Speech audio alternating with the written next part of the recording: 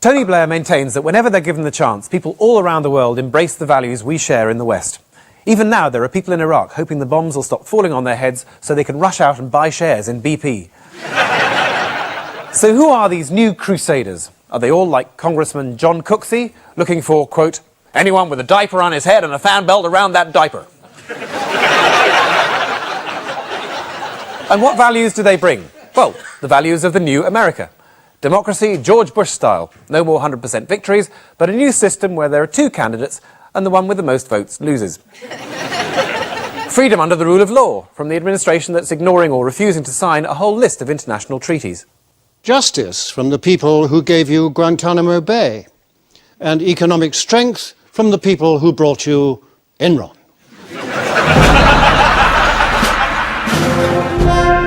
We all know the big guys, the guys who make things happen in life.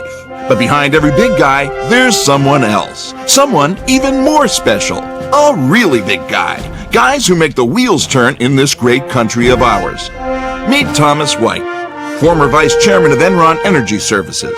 While he was in the job, Enron rigged and exploited California's electricity market, causing chaos, power cuts, and unemployment in what the Senate investigator called a mob-style protection racket. He doesn't work there anymore. He's now Secretary of the U.S. Army. Meet Larry Thompson.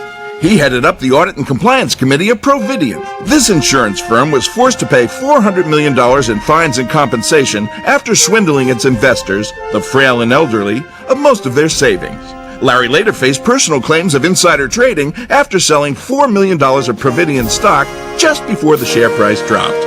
But he doesn't work there anymore. He's now George Bush's fraud buster, charged with restoring faith in American business ethics. And meet Dick Cheney, head of the Republican committee to find a vice presidential candidate. He found himself. He sold $30 million of his shares as chief executive in engineering company Halliburton after accounting changes allegedly inflated the share price by $234 million. The shares later collapsed, and Halliburton are now under investigation by the Securities and Exchange Commission. It's thanks to men like Tom, Dick, and Larry that the biggest of the big guys, our great leader George W. Bush, can stand proud and say, "We should be able to punish corporate leaders who are convicted of abusing their powers by banning them from ever serving again as officers or directors of a publicly held corporation." George Bush. And he should know, because he's been arrested 3 times for different offenses and only got off an $800,000 oil shares trading charge when the investigator, appointed by his father, said there was insufficient evidence to proceed. God bless you, America, and God bless men like this who do so much to truly make our nation what it is today.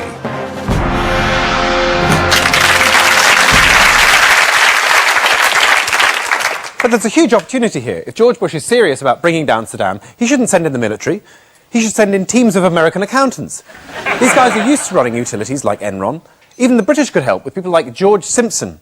In his last year in charge of Marconi, one of our biggest defence suppliers, the company's value crashed from nearly £35 billion to under £1.5 billion. That's the kind of guy we need. He could destroy Iraq's weapons capability in 2 years. You think I'm joking? 20 years ago, who was the biggest threat to world peace? The Soviet Union. Then Gorbachev woke up one morning and thought, let's try capitalism. And they're buggered for a generation. They're no threat to anyone. They're too busy setting up McDonald's and Starbucks. And Iraq's a whole new market. Imagine the possibilities. New outlets everywhere. Burger King. Donna Karan. Bars selling Muller Light. Of course, that wouldn't exactly have them dancing in the caves of Tora Bora.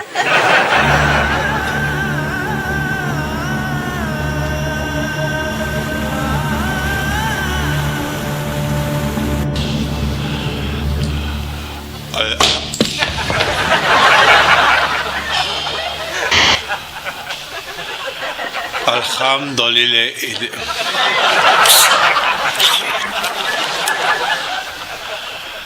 Alhamdulillah Rabb العالمين. أخيرا سوف ينهزم عدونا اللدود ولا يهددون بعد الآن.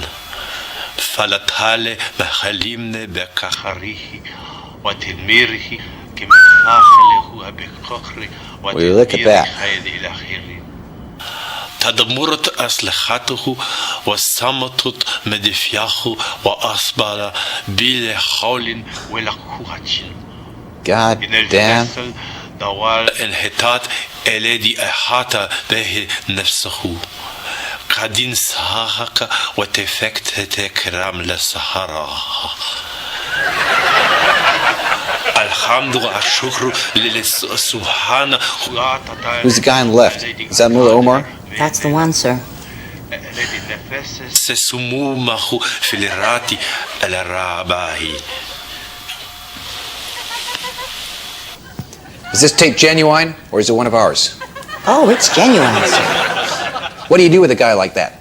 If he hates us that much, ain't nothing going to stop him attacking us again, right? Yes, sir. There is one difference, though, sir. What's that? It's not us he was talking about. So who's he talking about? He's talking about Saddam Hussein.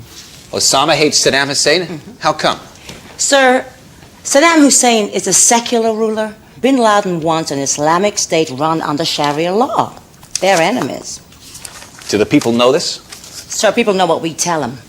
And right now, if we're talking about a war against terror, it suits us just fine if folks think that Saddam and Al-Qaeda are in each other's pockets.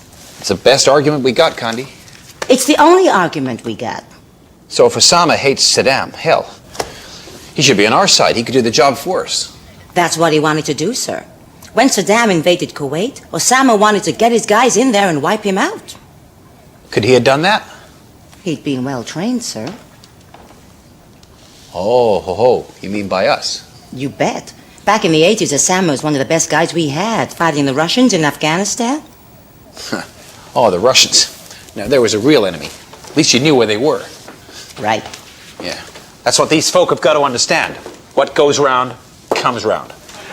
So how come Osama didn't take out Saddam 12 years ago? The Saudis wouldn't let him, sir. The Saudis wouldn't let him? No, sir. They got someone else to do it instead. Well, whoever it was, he obviously didn't do a very good job. Who was this guy? That would be your father, sir. To be fair on George W., it wasn't just his father. It was the people around him, guys like Dick Cheney and Donald Rumsfeld. These are the guys pushing the war policy. They're like Fred Truman and Ray Illingworth, grumbling into their beards. If you ask me, I don't know why we don't just go in there and take him out. But when they did ask him, why didn't he take out Saddam 12 years ago? Dick Cheney said, I think if we had done that, we would have been bogged down there for a very long period of time with the real possibility we might not have succeeded. And then you've got to worry about what comes after. You're going to take a lot more casualties if you're going to muck around in Iraq for weeks on end trying to run Saddam to the ground and capture Baghdad and so forth. And I don't think it would have been worth it. I wonder where he is now. People say it's about oil, but it can't be. It can't be about oil. George W. Bush says it's not about oil. Dick Cheney says it's not about oil. And these people should know. Bush, George W. Founder of oil company Arbusto Energy, former shareholder oil company Spectrum 7 Energy, former director Harkin Oil and Gas, son of oil magnate George H.W. Bush. Cheney, Richard Dick. Former CEO, oil company Halliburton Industries. Customers included Unocal, Exxon, Shell, and Chevron. Plus Saddam Hussein, Colonel Gaddafi, Ayatollah Ali Khamenei. Rice, Condoleeza. Former director of oil company Chevron. Chevron are partners in a massive Caspian oil venture, had 129,000-ton oil tanker named after her. It's a great thought, isn't it, that Condoleeza Rice is actually an oil tanker. That explains why she takes so long to change her mind, because she's got to keep going in one direction for 6 miles before she can actually turn around.